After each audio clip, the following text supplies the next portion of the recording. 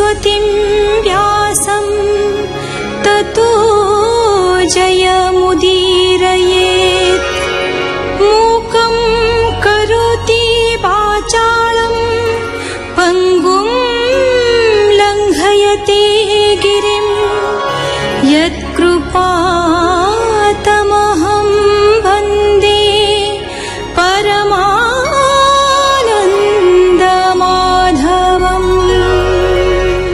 ସୁତ କହିଛନ୍ତି କାଳରୂପୀ ଭଗବାନ ସୂର୍ଯ୍ୟ ଲୋକଯାତ୍ରା ନିର୍ବାହ ପାଇଁ ଚୈତ୍ର ଆଦି 12 ମାସରେ ନିଜର ଭିନ୍ନ ଭିନ୍ନ 12ଟି ଗଣଙ୍କ ସହିତ ବିଚରଣ କରିଥାନ୍ତି।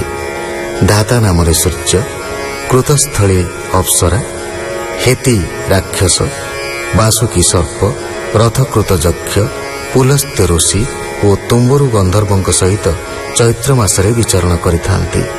ଏମିତି ଅନ୍ୟାନ୍ୟ 11 ମାସ ପାଇଁ ଭିନ୍ନ ଭିନ୍ନ ନାମରେ ସୂର୍ଯ୍ୟ ଓ ଭିନ୍ନ ଭିନ୍ନ ଗଣର ନାମୋଲ୍ଲେଖ କରିଛନ୍ତି।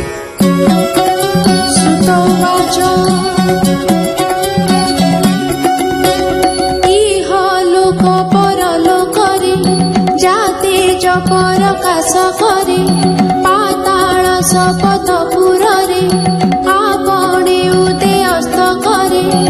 ଇହ ପରଲୋକେ ପାତାଳେ ପ୍ରାଣୀ କି ସଦଗତି କରେ, ସକଳ ଋଷି ଗଣ ମାନ ତାଙ୍କୁ କରନ୍ତି ଉପାସନ।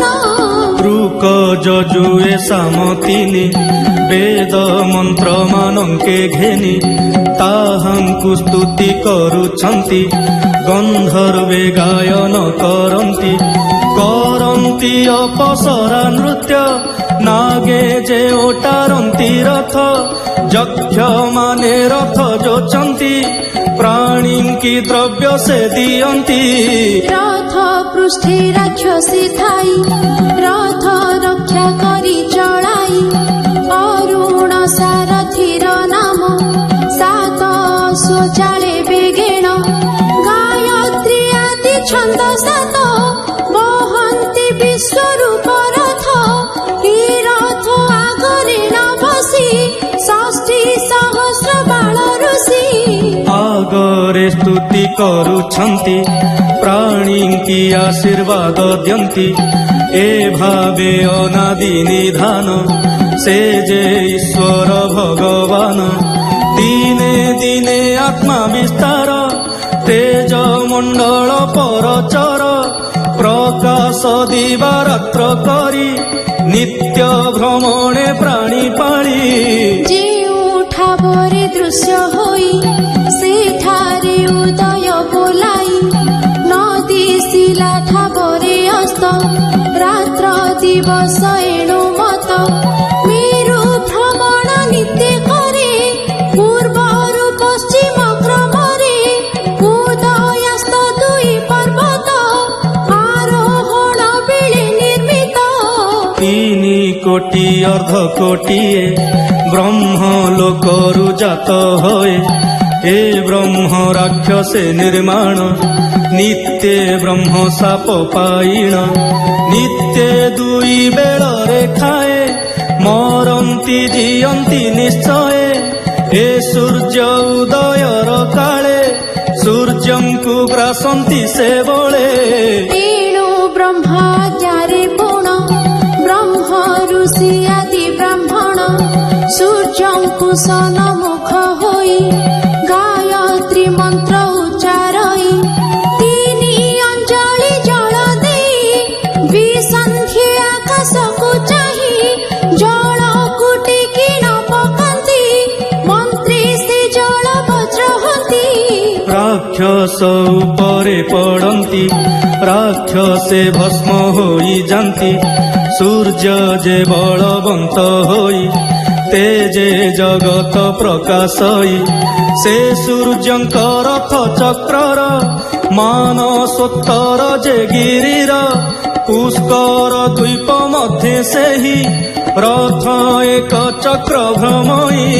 ସମ୍ବତ୍ସରରେ ସେ ହୁଗୁଣ ମକର ଆଦି ଯେ ମିଥୁନ, ଉତ୍ତରାୟଣ ତାକୁ କହି ସ୍ୱର୍ଗକୁ ଦିବସେ ଅଟଇ। କକଡ଼ାଦି 84 ଯିବେ ଦକ୍ଷିଣ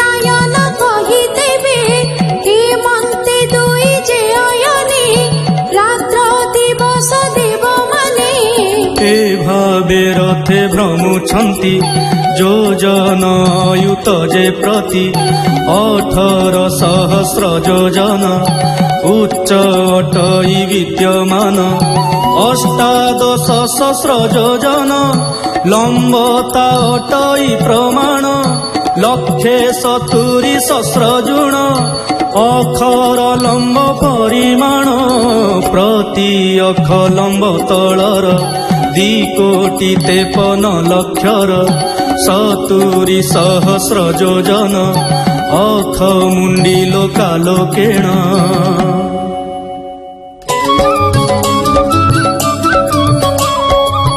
ଉପର ଖଣ୍ଡ ଅଖ ପୁଣ 14 ଲକ୍ଷ ଯେ ଯୋଜନ 16 ଯେ ସହସ୍ର ଆବର ଏ ମୁଣ୍ଡି ଲାଗିଛି ମେରୁର ଧ୍ରୁବ ମଣ୍ଡଳେ ବ୍ୟାପୀ ଅଛି ବିମାନ ମାନ ତହିଁ ଗଛି ସବୁ ଗ୍ରହ ମାନଙ୍କ ରଥ ଦୌଡ଼ି ମାନ ସେ ନିର୍ମିତ ଧ୍ରୁବ ମଣ୍ଡଳ ସୁଷୁମ୍ନାରେ ବନ୍ଧନ ଯେ ଯାହା ଭେଦରେ ଦୌଡ଼ି ମାନଙ୍କର ପୁଣ 360 ନିର୍ମାଣ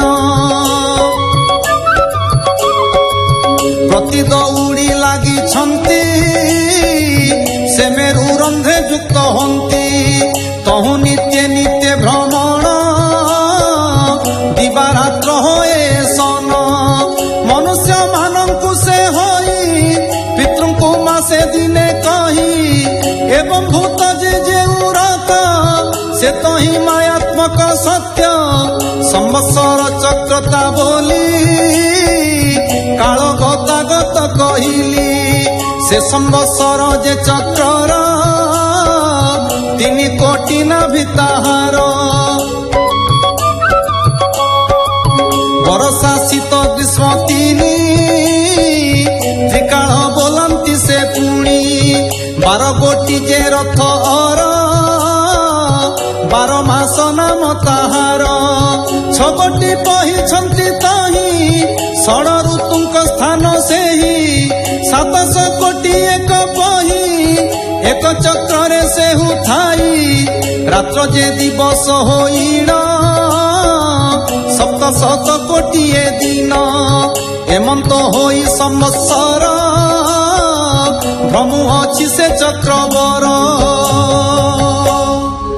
ଏ କାଳ ଚକ୍ର ବୋଲି କହେ କାଳ ସ୍ୱରୂପୀ ସୂର୍ଯ୍ୟମୟ ସେ ସୂର୍ଯ୍ୟ ନିରାକାର ଜ୍ୟୋତି ଉତ୍ପତ୍ତି ପ୍ରଳୟ କରନ୍ତି ସେ ସଦା ଥାଇ ଯେ ଅନାଦି ଅଜ୍ରାମର ସର୍ବସମ୍ପାଦୀ ଭୂତ ଭବିଷ୍ୟ ବର୍ତ୍ତମାନ ହିତମୟ ସର୍ବକାରଣ ପରମ ବ୍ରହ୍ମ ସେ ସ୍ୱରୂପୀ ସଂସାର କର୍ତ୍ତା ସର୍ବବ୍ୟାପୀ ସଂସାର ଏ ଆଦି କାରଣ ସକଳ ଏହାଙ୍କ ଭିଆଣ ଯେ ଏହା ପଢ଼ନ୍ତି ଶୁଣନ୍ତି ବିଷ୍ଣୁ ସ୍ୱରୂପେ ତାଙ୍କୁ ଚିନ୍ତି ସର୍ବ ପାପରୁ ସେ ତରଇ ଅଗ୍ନି ଜହ୍ନେ ସର୍ବଭକ୍ଷୟୀ ସୁତ କହନ୍ତି ବିଷ୍ଣୁ ଭାବେ ଶୁଣ ସୌନକ ଅନୁଭବେ ସୁଜନେ ଶୁଣସି ଆନନ୍ଦେ ଭକ୍ତି ହୋଇବ କୃଷ୍ଣ ପାଦେ ମହାବିଷ୍ଣୁଙ୍କ ଯେ ମହିମା ସୂର୍ଯ୍ୟ ଭ୍ରମଣ ସୁଖ ସୀମା ଶୁଣିଲେ ସଂସାରୁ ତରଇ ଅନ୍ତେ ସେ ବୈକୁଣ୍ଠ ଲଭଇ କହଇ ବିପ୍ର ଜଗନ୍ନାଥ ସୂର୍ଯ୍ୟେନ୍ଦୁ ମହାବିଷ୍ଣୁ ମତ ଶୁଣିଲେ ସର୍ବପାପୁତରେ ବିଷ୍ଣୁ ଭକତି ହୋଏ ତାରେ ବିଷ୍ଣୁର ଭକତେ ସେବିଲେ ଏ ସୁଖ ଲଭଇ ସେ ଭଲେ